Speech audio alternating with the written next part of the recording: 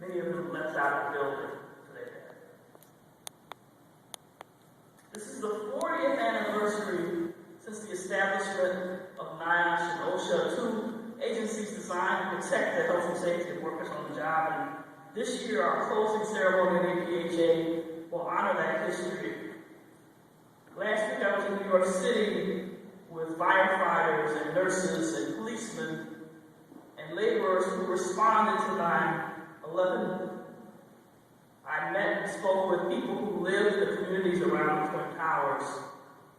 And I'm sad to say that these same problems of death and disease and injury, even from that, is still here 10 years today. This morning, when I called my youngest, my baby granddaughter, to wish her a happy birthday, I was reminded of an encounter that I had with her when she was about 6.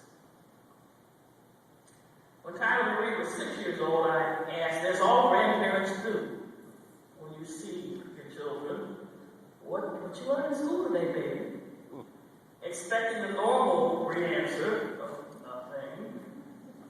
Which, let me tell you, it's much more distressing when you're paying tuition.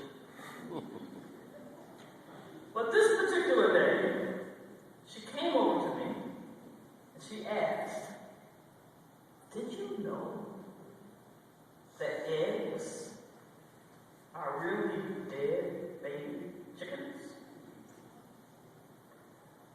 And I nodded and said, well, yeah, baby, I knew that.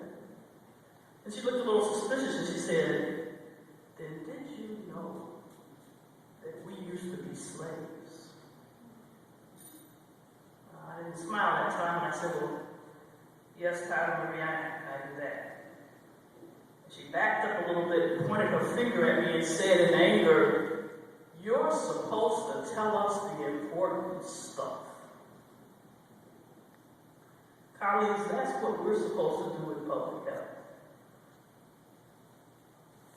The public assumes that we're to tell them the important stuff. They think that there are people all over this country, in cities and counties and state agencies and hospitals and doctors' offices, that have their interests at heart and will tell them the important stuff. Now, I think I'm a typical grandmother. I told Rae Murray to brush her teeth and clean her room and say please and thank you and eat her vegetables and fruit. But is that really the most important stuff that I should have been telling you? Obviously not in her opinion. So then what are we doing in public health? Are we focusing our energies on the important things or the easy things?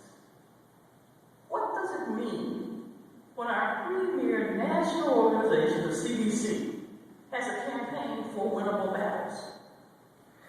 It's not that the campaign is unimportant. Hospital-associated infections, HIV, motor vehicle injuries, obesity, teen pregnancy, still fight against tobacco. These are old fights. They're important. We have lots of programs around them, but they're not the most important stuff.